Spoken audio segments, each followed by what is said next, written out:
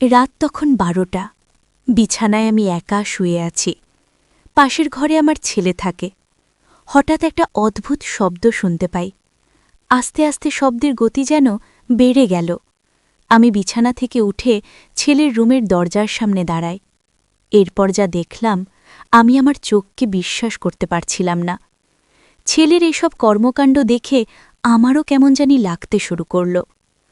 অনেক দিনের অতৃপ্ত শরীর যেন আবার জেগে উঠতে লাগল। ক্ষুধার্ত শরীর কাঁপতে শুরু করল। মনকে স্থির করে ভাবতে লাগলাম কিছু একটা করা দরকার। এভাবে আর থাকা যাচ্ছে না। বন্ধুরা, আমার নাম মন্দিরা। বয়স আমার এখন 40-এর কোঠায়। 40 পেরিয়ে 41।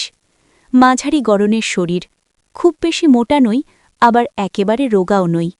গায়ের রং শ্যামলা, তবে আমার চোখ দুটো বড় আর গভীর।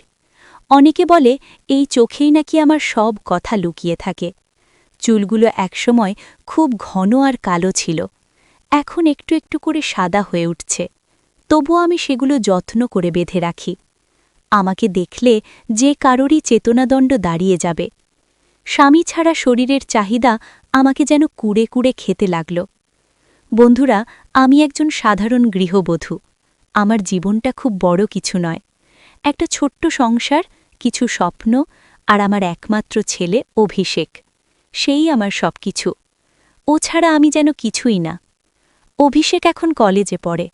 লম্বা, সুদর্শন আর একটু চুপচাপ স্বভাবের। ছোটবেলা থেকেই ও খুব শান্ত। অন্য বাচ্চাদের মতো দুষ্টুমি করত না।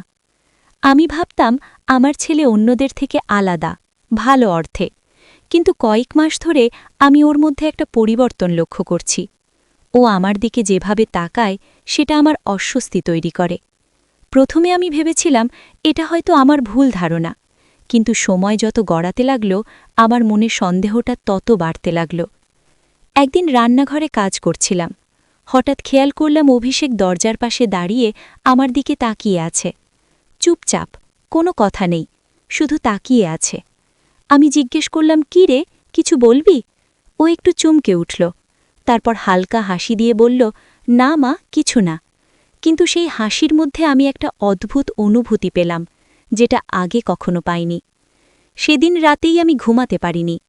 মনের মধ্যে বারবার একটা প্রশ্ন ঘুরছিল, আমি কি কিছু ভুল ভাবছে, নাকি সত্যিই কিছু বদলে যাচ্ছে? দিনগুলো যেতে লাগল, কিন্তু আমার অস্বস্তি কমল না, বরং বেড়েই চলল। অভিষেক আগের মতো আর নেই। আগে সে আমার সাথে অনেক কথা বলত, হাসত, গল্প করত। এখন সে অনেক চুপচাপ হয়ে গেছে। তবে মাঝে মাঝে এমন কিছু আচরণ করে যেগুলো আমাকে ভিতর থেকে কাঁপিয়ে দেয়। একদিন বিকেলে আমি বারান্দায় বসে কাপড় শুকাচ্ছিলাম। হঠাৎ অনুভব করলাম কেউ আমাকে দেখছে। ঘুরে দেখি অভিষেক দাঁড়িয়ে আছে। ওর চোখে একটা গভীর দৃষ্টি, যেন কিছু বলতে চায় কিন্তু বলতে পারছে না। আমি একটু অস্বস্তি নিয়ে বললাম, এইভাবে দাঁড়িয়ে আছিস কেন? ও কিছুক্ষণ চুপ থেকে বলল, মা, তুমি কি কখনো একা অনুভব করো? প্রশ্নটা শুনে আমি থমকে গেলাম। আমি বললাম, কেন, এমন প্রশ্ন করছিস কেন? ও উত্তর দিল না, শুধু বলল, কিছু না, এমনি। কিন্তু আমার মনের সন্দেহটা আরও গভীর হয়ে গেল। রাতে নিজের ঘরে বসে আমি ভাবতে লাগলাম, ও কি বলতে চাইছে, কেন এমন প্রশ্ন করছে?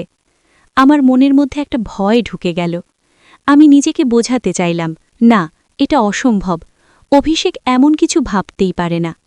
কিন্তু আবার একটা অন্য কণ্ঠস্বর বলল, তাহলে ওর এই আচরণের মানে কি? পরের দিন সকালে আমি আয়নার সামনে দাঁড়িয়ে নিজেকে দেখছিলাম। আমার চেহারায় কি এমন কিছু আছে যা আমার ছেলের দৃষ্টিকে বদলে দিয়েছে? আমি নিজেকে নিয়ে এমনভাবে ভাবতে শুরু করলাম, যেটা আগে কখনো করিনি। অভিষেক তখন পাশ দিয়ে যাচ্ছিল। হঠাৎ থেমে বলল, মা, তুমি আজ খুব ক্লান্ত লাগছে। আমি চমকে উঠলাম। ওর কণ্ঠে ছিল মায়া। কিন্তু আমার মনে হল, এটা কি শুধুই মায়া, নাকি এর মধ্যে অন্য কিছু লুকিয়ে আছে? আমি কিছু বলতে পারলাম না, শুধু মাথা নেড়ে বললাম, হ্যাঁ, একটু ক্লান্ত। কিন্তু ভিতরে ভিতরে আমি ভেঙে পড়ছিলাম, কারণ আমি বুঝতে পারছিলাম আমার নিজের ছেলেকে আমি আর আগের মতো দেখতে পারছি না। দিনগুলো কেমন যেন ভারী হয়ে উঠল।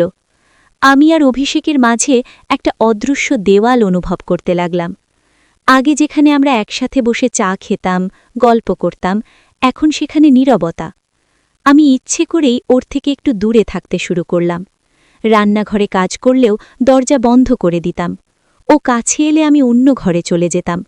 কিন্তু আশ্চর্যের বিষয়, অভিষেক যেন আরও বেশি আমার কাছে আসতে চাইছিল। একদিন রাতে দরজায় নখ হলো। মা, একটু আসতে পারি? আমার বুক ভরভর করতে লাগল। তবুও বললাম, হ্যাঁ আয়। ও এসে চুপচাপ বসে রইল। অনেকক্ষণ কিছু বলল না। তারপর ধীরে বলল, মা, তুমি কি আমাকে এড়িয়ে যাচ্ছ? প্রশ্নটা আমার বুকের ভেতর ছুরির মতো বিঁধল। আমি চোখ নামিয়ে বললাম, না তো, কেন বলছিস? অভিষেক গভীরভাবে আমার দিকে তাকালো। তুমি বদলে গেছ মা, আগে তুমি আমার সাথে অনেক কথা বলতে। আমি কোনো উত্তর দিতে পারলাম না, কারণ সত্যিটা হলো আমি ভয় পাচ্ছিলাম। আমার মনের সন্দেহ এতটাই গভীর হয়ে গিয়েছিল যে অভিষেকের প্রতিটা আচরণকে আমি অন্যভাবে ব্যাখ্যা করতে শুরু করলাম। একদিন আমি অসুস্থ হয়ে পড়লাম। মাথা ঘুরছিল, শরীর দুর্বল লাগছিল।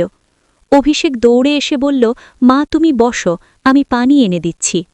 ওর এই যত্ন আমাকে স্বস্তি দেওয়ার কথা, কিন্তু আমি অস্বস্তি অনুভব করলাম। ও যখন আমার পাশে দাঁড়িয়েছিল, আমি হঠাৎ উঠে দাঁড়িয়ে দূরে সরে গেলাম। অভিষেক অবাক হয়ে বলল, কি হলো মা? আমি রাগের ভান করে বললাম, তোর এত চিন্তা করার দরকার নেই। ও চুপ হয়ে গেল। সেই নীরবতা আমার হৃদয় ভেঙে দিল। তবু আমি নিজের সন্দেহের কাছে হার মানছিলাম। অভিষেক ধীরে ধীরে বদলে যেতে লাগল। ও আর আমার কাছে আসে না, কথা বলে না, খাওয়া দাওয়া করে নিজের ঘরে চলে যায়। একদিন ওর ঘরের সামনে দাঁড়িয়ে শুনলাম ও কারোর সাথে ফোনে কথা বলছে। আমি বুঝতে পারছি না মা কেন এমন করছে। আমার বুক কেঁপে উঠল। ও কি আমার ব্যাপারেই কথা বলছে?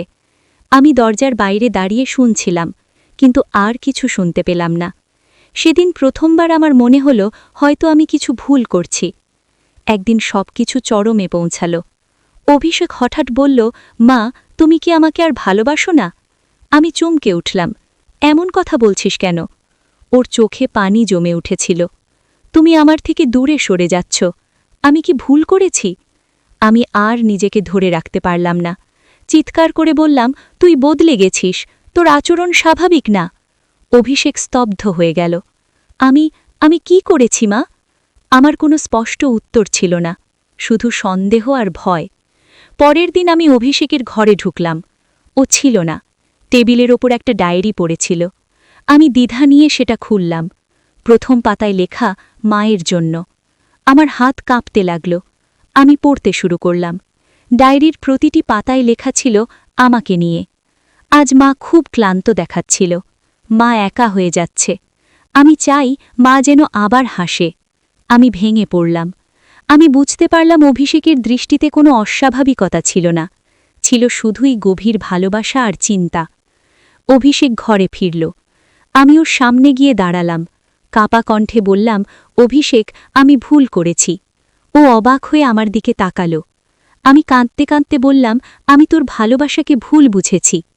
অভিষেক কিছুক্ষণ চুপ থেকে ধীরে বলল, মা, আমি তো শুধু তোমার পাশে থাকতে চেয়েছিলাম। আমি ওকে জড়িয়ে ধরলাম। অনেক দিন পর মনে হল আমি আমার ছেলেকে ফিরে পেয়েছি। সেদিনের পর আমাদের সম্পর্ক আবার আগের মতো হয়ে উঠল, বরং আরও গভীর। আমি শিখেছি সন্দেহ মানুষের মনকে অন্ধ করে দেয়। কখনো কখনো আমরা যাদের সবচেয়ে বেশি ভালোবাসি তাদেরকেই সবচেয়ে বেশি ভুল বুঝি। অভিষেক আমাকে শিখিয়েছে ভালোবাসা সবসময় শব্দে প্রকাশ হয় না, কখনো কখনো তা দৃষ্টিতে, নীরবতায় আর ছোট ছোট যত্নে লুকিয়ে থাকে। সন্দেহ যখন ভালোবাসার জায়গা দখল করে নেয় তখন সম্পর্ক ধ্বংস হতে শুরু করে।